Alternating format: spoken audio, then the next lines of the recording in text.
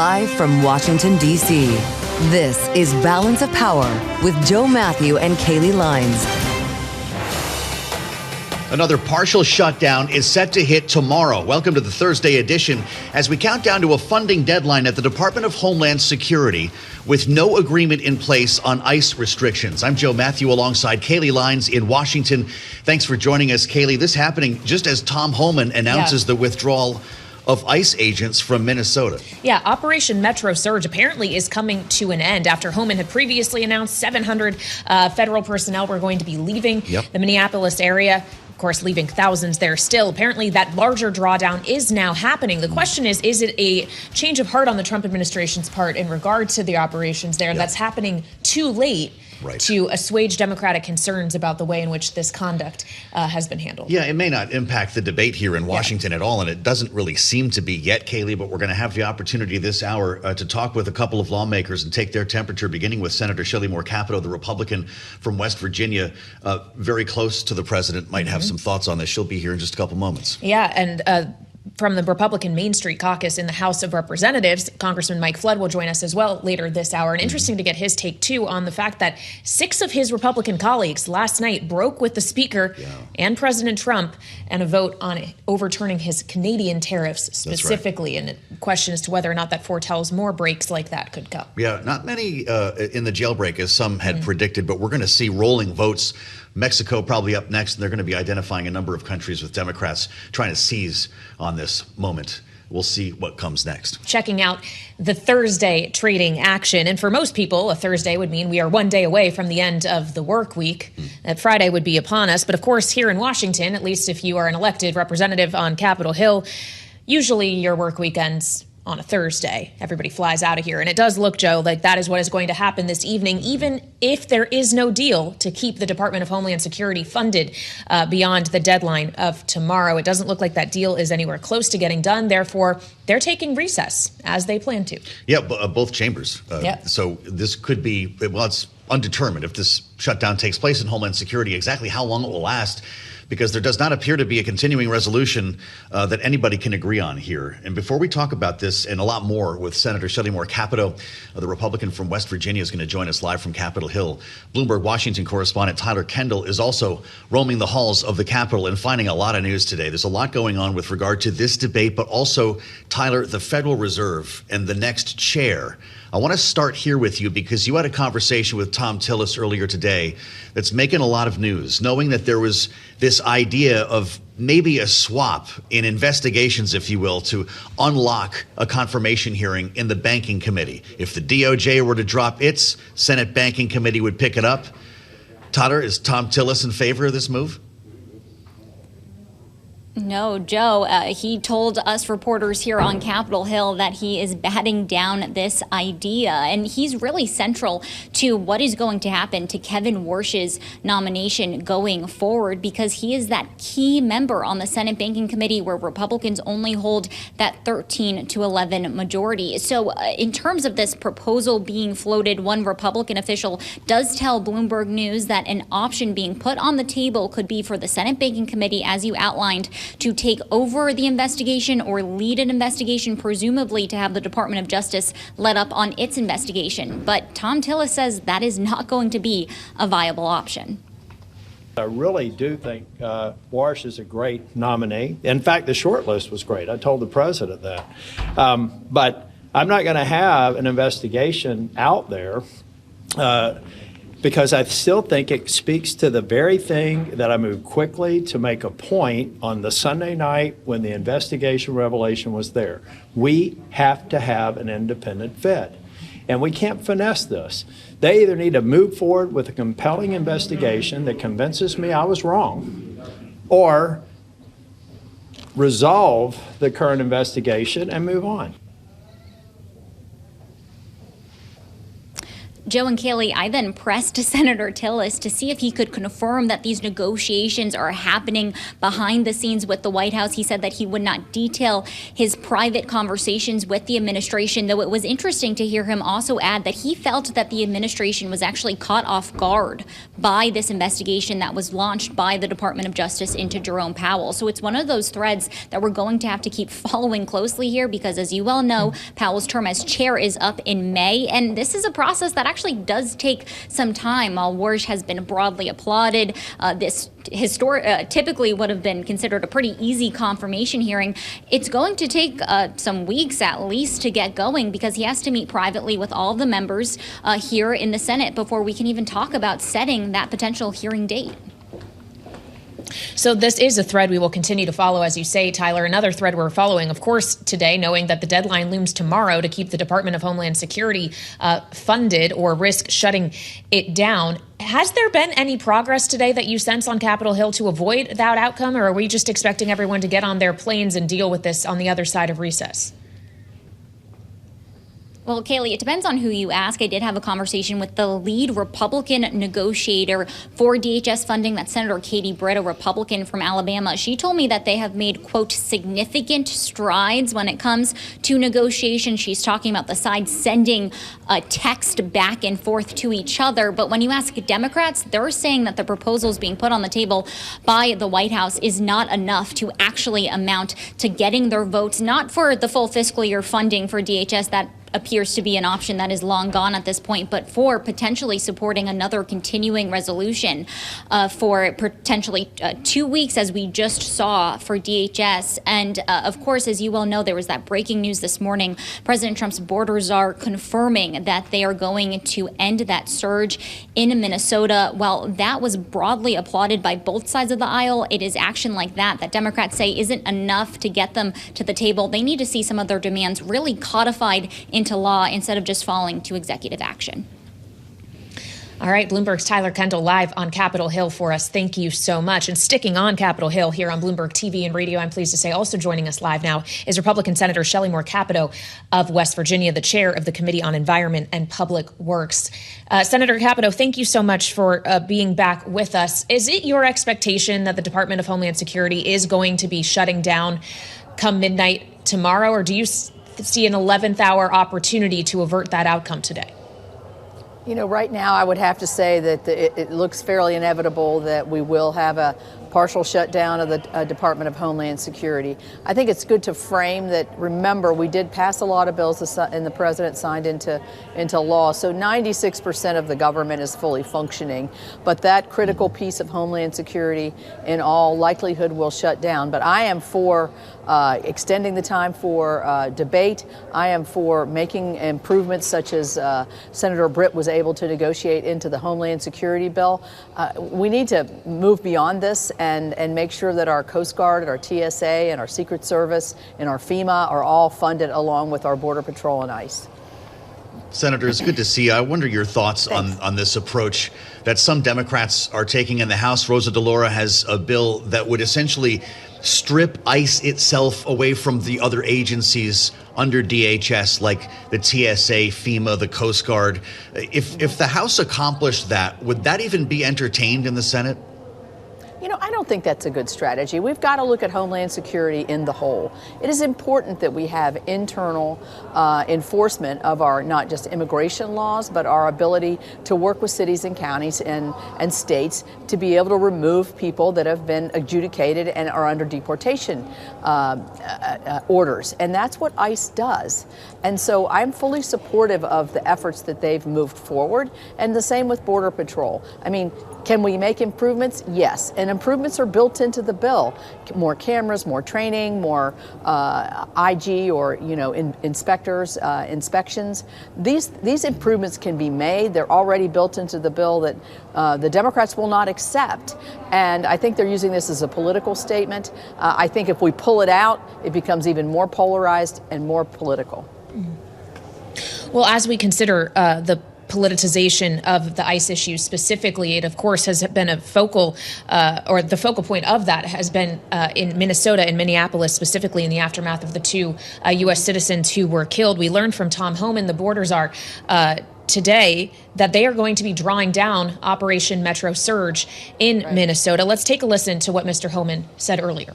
In success that has been made arresting public safety threats and other priorities since this surge operation began, as well as the unprecedented levels of coordination we have obtained from state officials and local law enforcement, I have proposed, and President Trump has concurred, that this surge operation conclude.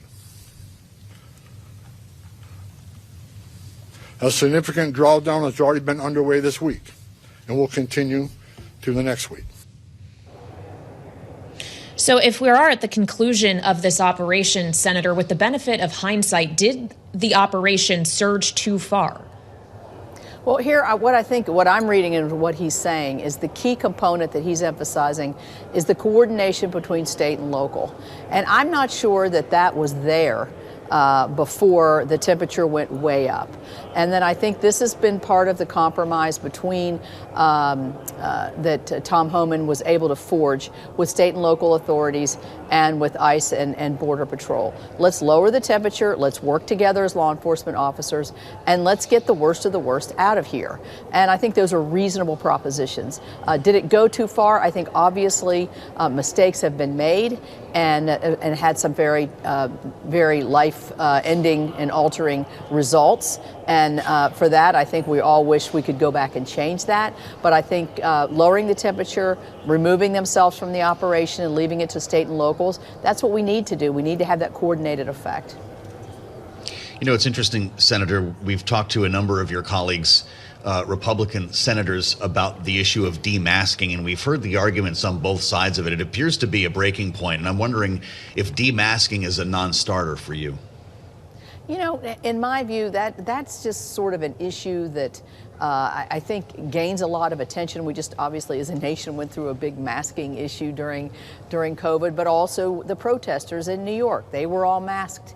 And we were saying, you know, if you're protesting, we need to be able to see your face. And then now we see the same sort of argument on the opposite side.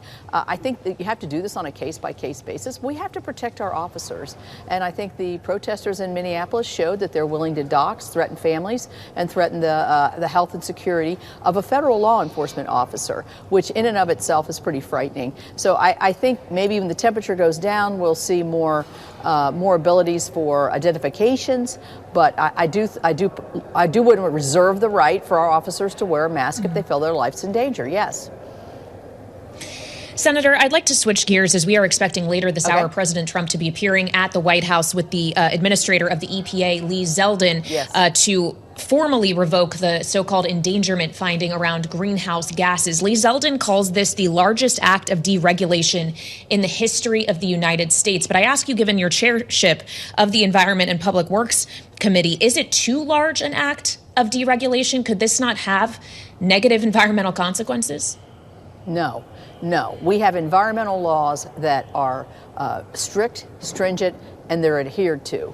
What this has done is taken an issue in the early Obama administration and ballooned it up into what can we do for global carbon emissions, and what we see, and if you read articles, different opinion articles from different papers, some that are very liberal papers have said, yes, the endangerment finding went too far. You cannot have the executive take control of the legislative prerogatives of Congress. And that's what's happened, and it's stayed. It's going to be the largest, I think, economic deregulation that we've seen. I'm sure it will be litigated, but I feel confident that he's on firm ground, especially in light of some of the past decisions by the Supreme Court that we've seen that have said the executive and the agencies have to stay within the boundaries that Congress has set. And an endangerment finding goes way beyond that. Really interesting. I don't know if you were there, Senator, but the President of the United States was awarded the undisputed champion of beautiful clean coal trophy yesterday at the White House. Peabody Energy, Jim Gretsch actually gave it to him. In the effort to celebrate an order that the president made directing the Pentagon to buy electricity from coal-fired power plants. What does that mean for the industry in West Virginia, this Pentagon deal? Well, this provides the certainty to the coal industry, but it also provides a lot of balance and certainty to the nation. Let's just look at this practically. Over the last 2 to 3 weeks, we've had these amazingly low temperatures. If you look at the energy, who's providing the energy to warm our homes? What source? Coal has had a major role here, along with natural gas and nuclear. And so we have to preserve these baseload energy availabilities to do a lot of things, but just the basic needs of heating our homes and making sure that our hospitals are open, all of these things. So the president's a big fan of coal. Coal country loves the president. I was there yesterday. It means a longer life for a lot of our coal producing power plants, but also more coal mining jobs. They're doing it better, safer, and cleaner than they ever have. And it just makes a lot of sense for our nation. Senator, we just have a minute left, but I know you today have officially signed on to the Save America Act that passed the House of Representatives last night, of course, a voter ID piece of legislation. Your Republican colleague, Senator Lisa Murkowski, has suggested that legislation such as this could have the effect of federalizing elections. We know President Trump has had made some comments about nationalizing elections as well. Is that an idea you stand behind, or do you have concern about that? Well, yeah, I don't want to federalize our elections so that every state has the same election parameters and our secretaries of states can't form and function their election practices that their legislature puts forward. So this doesn't do this. This basically says you just have to prove that you're an American citizen to vote in an American election. It sounds simple. I would say it's probably not as simple as it sounds, because I think some of the identification issues could pose a challenge to some secretaries of state, whether you need a passport or birth certificate or a real ID card, and some of these issues have been raised. But honestly, it's a simple concept. Many states have voter ID. Mine's one of them. Senator, it's great to have you back on Bloomberg. Republican Shelley Capito, West Virginia, live from Capitol Hill. I'm Joe Mathieu alongside Kailey Leinz in Washington. We'll assemble our political panel next and get into the shutdown politics once again. This is getting to be a routine. Stay with us. Much more straight ahead on Bloomberg TV and radio. And we're keeping an eye right now on the Senate floor, where they are trying to take at least a procedural step forward in an attempt by the Republican majority to keep the Department of Homeland Security funded beyond the deadline of midnight tomorrow. They're trying to invoke cloture on a motion to proceed on the DHS bill that the House passed. This isn't necessarily a vote on final passage, but this may not be successful either. And the anticipation here in Washington is that despite whatever effort the Senate puts up today and the efforts of negotiators maybe to reach some kind of agreement, Joe, it's highly likely there will be a partial shutdown tomorrow, and senators will go on their recess and we'll have to reconvene come, a week and change? Yeah, because House is going away too, right? And there are some really big codels this weekend, as we've talked about the Munich Security Conference. The jets are taking off one way or the other here. So following our conversation with the senator, it's not sounding like a lot has changed since the White House brought its counteroffer. And boy, the headlines coming out of Minnesota today certainly have our attention as well. You wonder how this may or may not have impacted the debate if it took place a couple of weeks ago. But the administration is pulling back from the Twin Cities. Tom Homan announcing earlier today that ICE agents are coming out of the city. It was 700 removed a couple of weeks ago, remembering there were still a couple of thousand agents at work, more than 2,000, and they are now decamping, which we want to talk about with our political panel. Both of these stories collide in an interesting way. Bloomberg Politics contributor Rick Davis is with us, Republican strategist and partner at Stonecourt Capital, alongside Doug Farrar, principal at Maywood Strategies, former senior advisor to FTC Commissioner Lena Khan. Rick, what do you think of the move from Homan today? And with some time, if we see the temperature come down, as Senator Capito said, in Minneapolis, will that start to creep into the debate here in Washington? Yeah, I think that this is all part of the same cycle of discussions, right? I mean, 2 weeks ago, the administration booted Greg Bovin out of Minneapolis and unceremoniously, get out of town and get out of town today, and injected Homan in to run this thing. And 2 weeks later, we have this press conference, basically unraveling the operation. What do they call it? Operation Metro Surge. Well, they're not surging anymore. They're getting out. And they've also said some things that actually add to the negotiations going on in Congress over DHS funding. And one is that they're not going to make arrests anymore around schools and churches and hospitals, which was one of the things that Democrats had asked for, and that they were going to start working better with state and local, which is one of the fundamental aspects of the Democratic negotiating positions. And I think the fact that they also pulled out of all these other towns where they had these surges, LA, Portland, places like that, is a indication that this administration is raising the white flag and understands that the overreach has not only affected their ability to get a bill through Congress on funding DHS, but also it's crushing their polling numbers in advance of a midterm election. And I think those two twin pillars are exactly what's bringing us to the potential of getting a deal sometime soon on DHS. Well, as Rick points us to the midterms, that's still 9 months out, Doug, and I wonder if taking this away potentially is a talking point, if we have seen a lot of these operations unsurging, as Rick is suggesting, does that mean Democrats are going to lose one of their best political arguments as we get closer to this cycle? I don't think so, because immigration is so central to President Trump's pitch. I mean, it's really his main issue, and incredibly, he's turned it into a Democratic issue. I don't think he's going to stop. I mean, there's been reports that they are buying up these warehouses where they can hold people, that they're building sort of camps for people that they think they want to deport. I suspect that President Trump won't be able to resist. A state or a city, a blue state might piss him off, might do something, and he's going to respond. And so I think, this may be a temporary reprieve, and certainly a great reprieve for the people of Minnesota who've been through so much, but this isn't going anywhere. It's interesting to see Greg Bovino back on social media. This is, of course, the gentleman who was dispatched from Minneapolis when Tom Homan went to try to lower the temperature. Back on X, replying to posts as we read, including one from the governor of Illinois, J.B. Pritzker, who is calling for Bovino to be fired. Quote, "Perhaps we could meet for a sugar-free slice of heirloom apple pie on me," he writes. So the online trolling has not ended here, Rick, and I wonder if we should be looking at this action in Minneapolis in isolation, or if this is going to be what takes place around the country when you've got Bovino and others still ready to surge. Yeah, first, my apologies to Greg Bovino. I think I call him Greg Bovine, and I didn't mean to imply that he was a cow or anything. My mistake. Duly noted. And secondarily, look, I think this is an issue in transition, right? I mean, I think the administration came out all guns blazing. For 1 year, we saw nothing but chaos on the streets of blue cities around America, and it was only a few months ago that we had the military dispatched to L.A.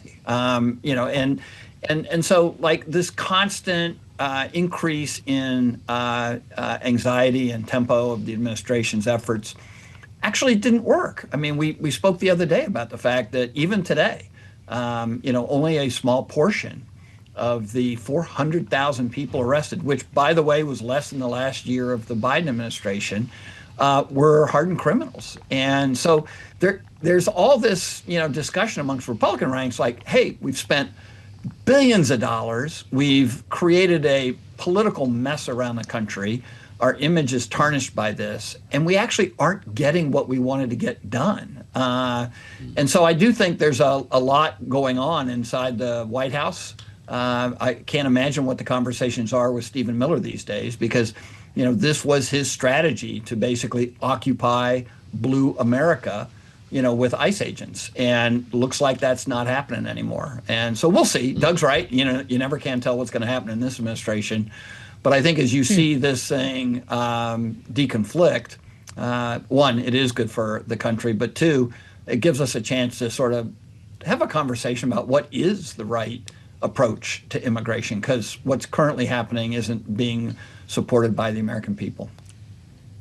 Well, as we consider, you never know what's going to happen with this administration. You also never know what's going to happen in terms of the revolving door of arrivals and departures within it, Doug. And given your former purview at the FTC, I do want to ask you about the news we got today that the top antitrust official at the Department of Justice, Abigail Slater, has resigned. We understand a resignation that came at the request of the White House. What does her departure signal to you about the current M&A questions that are underway or being considered by the DOJ, and what the path forward is going to look like in her absence? Well, Gail's firing is a story of just dysfunction and corruption that's going on in this administration. I mean, almost immediately after she came in, there was reports that she was being sidelined by highly paid lobbyists who have really good access to Bondi and Trump, HP, Juniper being the case. And since then, basically, she's not been in charge, and she's been a dead woman walking. The lobbyists, Mike Davis and others, take a lot of money from these companies to get their mergers through. And frankly, it's sort of Banana Republic stuff here. And so I think what I'm watching is, what does J.D. Vance do? Because Gail Slater was J.D. Vance's senior economic advisor.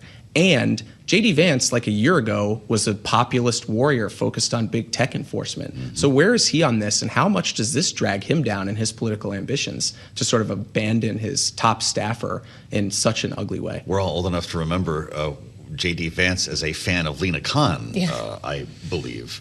That, by the way, was a 78-19 vote in which she was confirmed. You call it a firing. Rick Davis, the statement from Slater says, "It is with great sadness and abiding hope that I leave my role." What do you make of this move? And does this usher in the animal spirits that everybody was talking about when President Trump came back in the White House?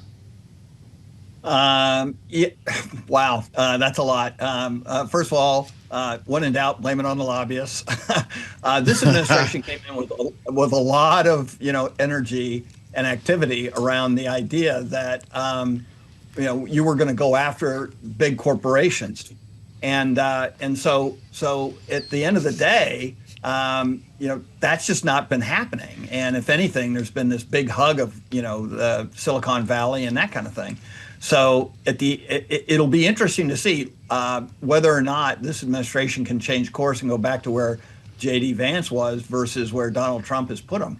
Democrats are seeing this as a huge gain for them. They had a base around the country for protecting small business and things like that, and they lost that mojo.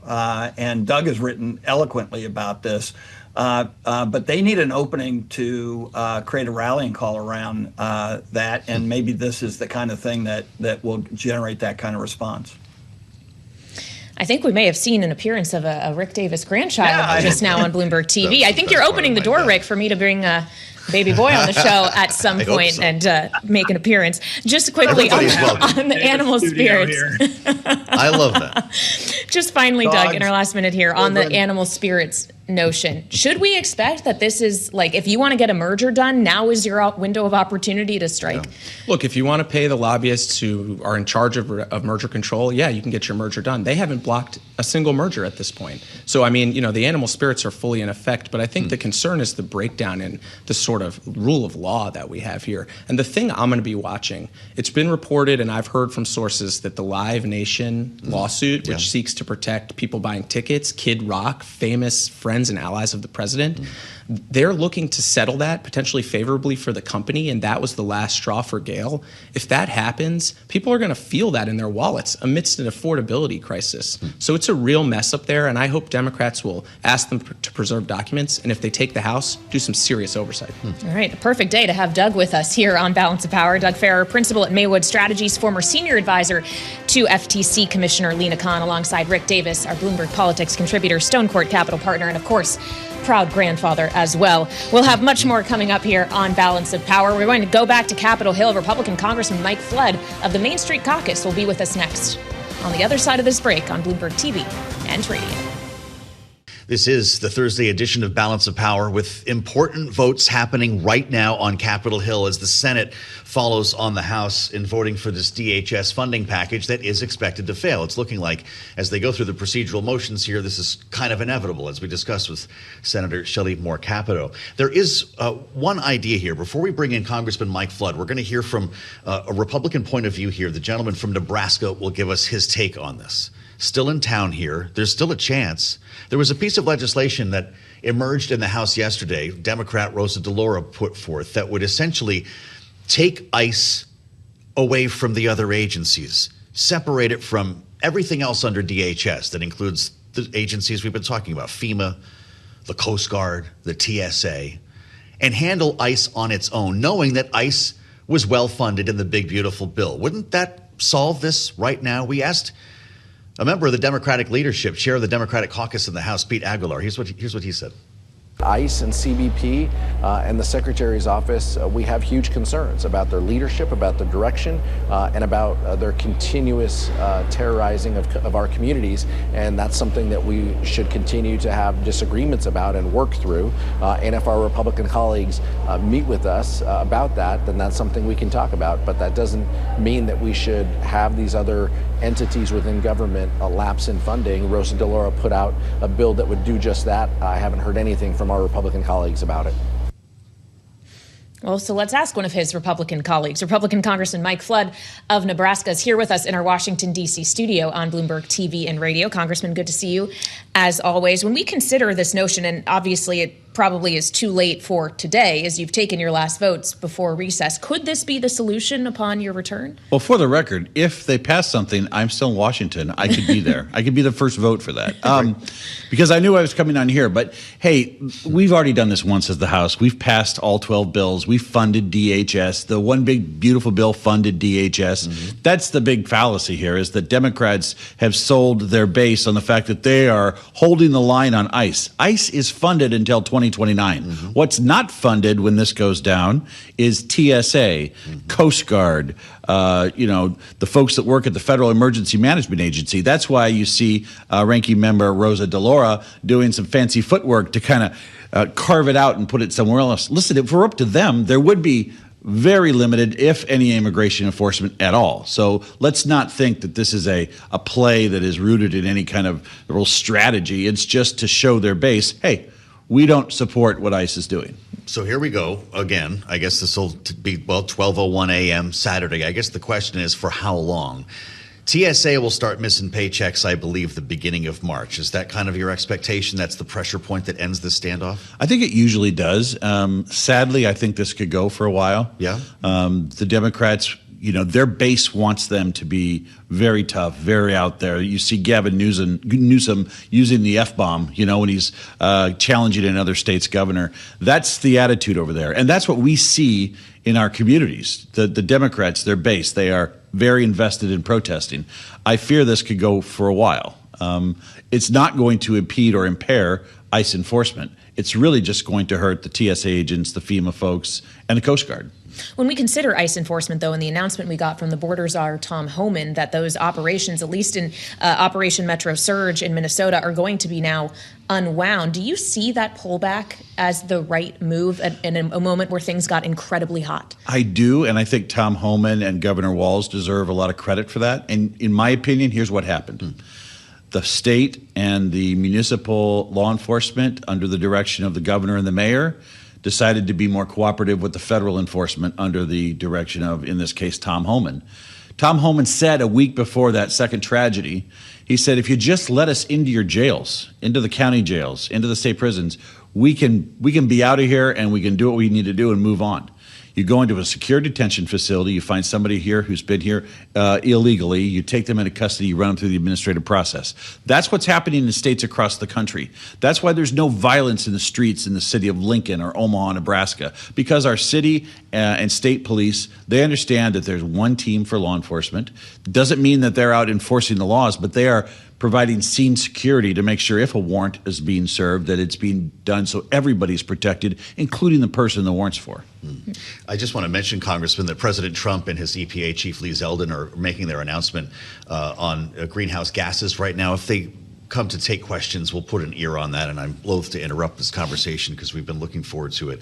I want to ask you about tariffs in this vote that we saw yesterday. 6, I believe, Republicans voted with Democrats to check the president on tariffs in Canada. Now that this threshold has come down, Democrats are promising a series of votes on different countries. What's going to happen, if anything, to the tariff regime? Or is this just a matter of putting Republicans on the record? I think this is not a lawmaking exercise. 3 things here. Number one, we're going to hear from the Supreme Court at some point in the first half of this year as to where they're at on tariffs. That could substantially change the landscape in a very meaningful, long-term way. Yeah. Number two, the president is negotiating the USMCA, and we have to give him the negotiating power to do what he has done with tariffs to get us the same or better deals that he's gotten for us in the past. And number three, this is not a lawmaking exercise. 6 Republicans isn't anywhere near enough to overcome a presidential veto. And so while I get you can put your name on the record and all this stuff, all you're doing is hurting the hand that the president is playing. And by the way, he's used tariffs before. We'll have a long conversation about tariffs use in the future, but got to look at where we're at and be practical, and you got to think 2 steps down the road. Why are we trying to handcuff him when he's not going to be handcuffed? Or that's not even going to work. So will you vote against all of these? I did vote against the one yesterday, obviously, and I will continue to. I actually think the Supreme Court's going to answer this question. And we're all waiting for it. We're going to live with whatever happens there, and we're going to have an opportunity as a Congress to say what should the tariff policy be. But until then, we're on a path. Don't tie the president's hands on his ability to negotiate with Canada and Mexico. Well, when we consider the role of the president in all of this, with the point you just made that 6 may not be enough to override a presidential veto, 6 is enough with this current majority to make sure nothing can pass on the House floor. If you're Speaker Mike Johnson, and knowing how fragile and narrow that majority already is it not a mistake for the president to be threatening members who vote against him and suggest that they should not be holding their positions? Does that not create a problem for those who are seeking re-election, like your colleague, Congressman Fitzpatrick? We're talking about Donald Trump, right? Yes. The same guy we've known for 10 years. His calculus is different than everybody else's. So I was not surprised in the least about that. Hey, listen, this was a very specific issue, tariffs. And I would argue that even some of those folks that voted to unlock this barrier would even probably at some point say, hey, maybe we should go back and put the cap back on from stopping these from coming to the floor. It's an issue-by-issue basis in the House, obviously, and we have been united on far more this Congress than anybody thought we could get done. The one big beautiful bill, that alone, the fact that we passed 12 appropriations bills for the first time in over a decade to fund the government in regular order. It wasn't a backroom deal with the Speaker and the Minority Leader and the Senate Leader and the Dem Leader. It was done with all of us. So we have a record of getting things done in a tight majority. This was a one-off yesterday. But as the midterms get closer, for moderates specifically, is that not going to get harder to do, to get to 217, when some of these votes are going to be very politically tricky for these members? Yes. This is like a Rubik's Cube that's almost impossible to solve on any given day. But we do unite around a vision for the future of America. And by the way, we had 130,000 jobs announced today. People don't know this, but the average tax return for the average American is increasing 15.4% this year because of the one big beautiful bill.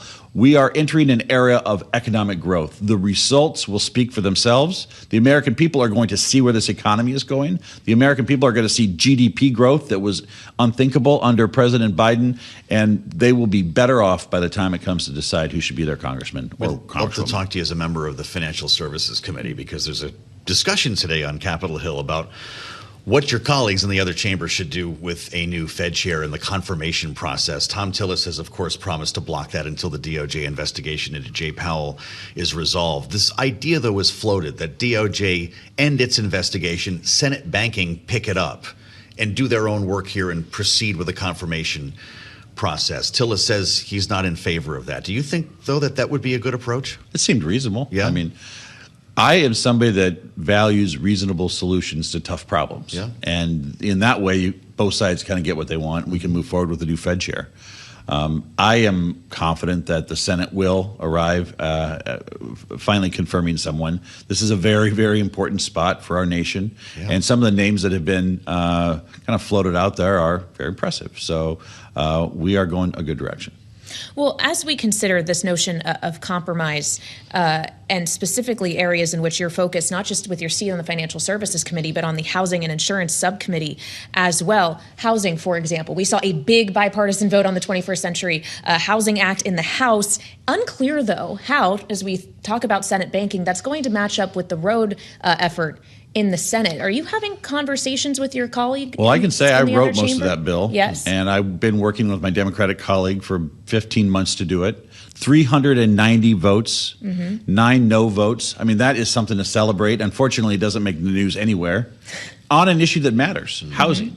The good news is in the Senate, they have a near unanimous bill that they've moved to the floor and tried to pass before. And you've got the president who has ideas about housing.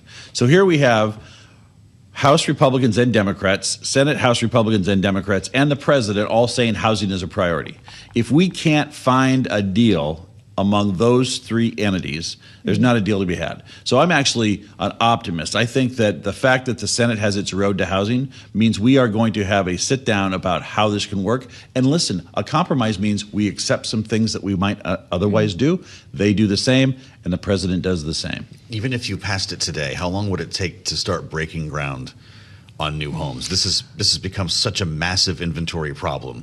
Well, and a red tape problem. Not many people know this. Outside of the bill we passed during last July with the One Big Beautiful Bill, we greatly expanded the use of low-income affordable home tax credits.